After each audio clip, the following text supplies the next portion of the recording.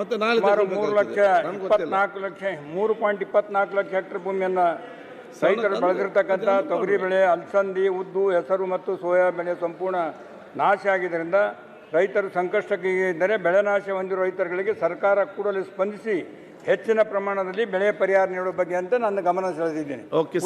ಚೆನ್ನಾಗಿ ಸುದೃಢವಾಗಿ ಕೊಟ್ಟಿದ್ದಾರೆ. ಕರ್ನಾಟಕ ರಾಜ್ಯದ ಇತಿಹಾಸದಲ್ಲಿ ಮೊಟ್ಟ ಮೊದಲನೇ ಸಲ ಈ 2 ವರ್ಷದಿಂದ ಸತತವಾಗಿ ರೈತರಿಗೆ ಇನ್ಶೂರೆನ್ಸು, ರೈತರಿಗೆ ಪರಿಹಾರ ಸಿಗ್ತಕ್ಕಂಥದ್ದು ಕೊಟ್ಟಿರ್ತಕ್ಕಂಥ ನಮ್ಮ ಸರ್ಕಾರ. ನಾನು ಸರ್ಕಾರಕ್ಕೆ, ಸನ್ಮಾನ್ಯ ಮುಖ್ಯಮಂತ್ರಿಗಳಿಗೆ ಅಭಿನಂದನೆಗಳನ್ನು ಸಲ್ಲಿಸ್ತೇನೆ. ಆದರೆ ಏನಾಗಿದೆ ಅಂದರೆ ಈ ಸಲ ಈ ಹಣವನ್ನು ಏನು ಬಿಡುಗಡೆ ಮಾಡಿದ್ದಾರೆ, ಈ NDRF ಮತ್ತು SDRF ಹಾಗೂ ರಾಜ್ಯಪಾಲ ಸೇರಿಸಿ ಬೆಳೆ ಆಶ್ರಿತ ಭೂಮಿಗೆ ಎಕರೆಗೆ 17,000 ರೂಪಾಯಿ ಪರಿಹಾರ ದೊರಕಬೇಕಿತ್ತು. ಆದರೆ ಇನ್ನೂ ರೈತರಿಗೆ ದೊರಕಿದ್ದು ಕೆಲವೊಂದು ಕಡೆ ಏನಪ್ಪ ಅಂದರೆ 8,500 ಬದಲು ಏನಪ್ಪ ಅಂದರೆ ಕೇವಲ 2 ಸಲ ಬೆಳೆ ಪರಿಹಾರ ಹಾಕಿದ್ದಾರೆ. ಅದರಲ್ಲಿ ಒಂದು ಕಂತಿನಲ್ಲಿ 6,800, 5,120, 6,790 ಈ ರೀತಿ ಏನಪ್ಪ ಅಂದರೆ ಕಡಿಮೆ ಹಣ ಜಮಾ ಆಗಿದೆ. ಇದರಿಂದ ರೈತರು ಭಾಳಷ್ಟು ಕಂಗಾಲಾಗಿದ್ದಾರೆ, ತೊಂದರೆಗೊಳಗಾಗಿದ್ದಾರೆ. ಅಟ್ಲೀಸ್ಟ್ ಸಮೀಕ್ಷೆ ಮಾಡಿ ನಾವು ಪಂಚಾಯಿತಿಯಲ್ಲಿ ಯಾರು ರೈತರ ಹೊಲ ಬೆಳೆ ಹಾನಿಯಾಗಿದೆ ಹಚ್ತೀವಿ ಅಂತ ಹೇಳಿದ್ರು, 3 ದಿನ ಇಡ್ತೀವಿ ಅಂತ ಹೇಳಿದ್ರು, ಅದು ಆಗಿಲ್ಲ. ಕೆಲವೊಬ್ಬರಿಗೆ ಏನಪ್ಪ ಅಂದರೆ ಯಾರು ಮೇಲಡಿ ಇದೆ ಅವರಿಗೆ ನೀರಾವರಿ ಅಂತ ಹಣ ಜಮಾ ಆಗಿದೆ, ಯಾರು ನೀರಾವರಿ ಇದೆ ಅವರ ಮೇಲಡಿ ಅಂತ ಹಣ ಜಮಾ ಆಗಿದೆ.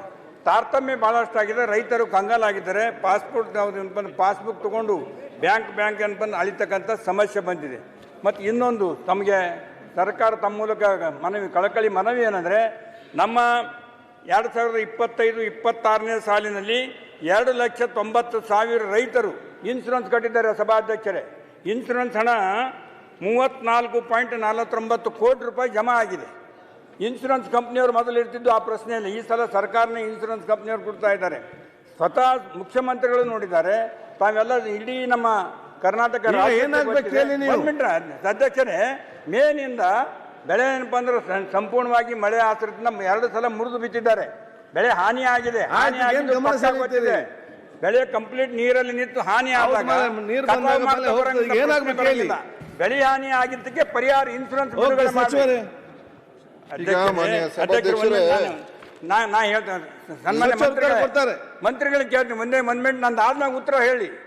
ನಂದೇನದ ಪ್ರಶ್ನೆ ಅಂದ್ರೆ, ನೀವು 34 ಕೋಟಿ ರೂಪಾಯಿ ಇನ್ಶೂರೆನ್ಸ್ ಜಮಾ ಆಗಿದೆ, ಬೆಳೆ ಕಂಪ್ಲೀಟ್ ನಾಶ ಆಗಿದೆ.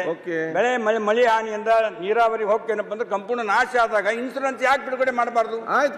ಒಬ್ಬ ರೈತ ನಿನ್ನೆ ಪಾನೆಗಾಂವದಲ್ಲಿ ಒಬ್ಬ ರೈತ ಹಿರಾಮಣಿ ತಂಡಿ ದತ್ತು ಚವ್ಹಾಣ್ ಅಂತ ಹೇಳಿ ನನ್ನ ಮತಕ್ಷೇತ್ರ 3 ಲಕ್ಷ ಅಂದ್ರೆ ಬ್ಯಾಂಕ್ ಸಾಲ ತಗೊಂಡು ಅವನ ರೈತ ಆತ್ಮಹತ್ಯೆ ಮಾಡ್ಕೊಂಡು ಉತ್ತರ ಕೇಳಿ 84 ಜನ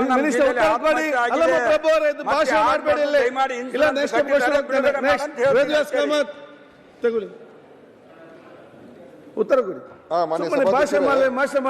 ಈಗ ಅವರ ಪ್ರಶ್ನೆ ಏನ್ ಗಮನ ಸೆಳೆದಿದ್ದಾರೆ ಅಂತ ಹೇಳಿದ್ರೆ ಬೆಳೆ ಪರಿಹಾರದ ಬಗ್ಗೆ. ಈಗ ಅವರು ಇನ್ಶೂರೆನ್ಸ್ ಬಗ್ಗೆ ಮಾತನಾಡ್ತಾ ಇದ್ದಾರೆ. ಇನ್ಶೂರೆನ್ಸ್ ಬಗ್ಗೆ ಪ್ರತ್ಯೇಕವಾಗಿ ಅವ್ರದ್ದೇನು ಅವರು ಅದರ ಬಗ್ಗೆ ಸಮಸ್ಯೆಗಳಿದೆ, ಅದಕ್ಕೆ ಮತ್ತು ಪ್ರತ್ಯೇಕ ಉತ್ತರ ಕೊಡಿಸೋಣ. ಈ ಬೆಳೆ ಪರಿಹಾರ ಏನು ಇನ್ಪುಟ್ ಸಬ್ಸಿಡಿಯನ್ನು ಕೊಡ್ತಕ್ಕಂಥದ್ದು ಇದೆ, ಅದನ್ನು ನಮ್ಮ ಏನು ಮಾನದಂಡಗಳ ಪ್ರಕಾರ SDRF ಪ್ರಕಾರ ಪೂರ್ತಿಯಾಗಿ ಕೊಟ್ಟಿದ್ದಾರೆ.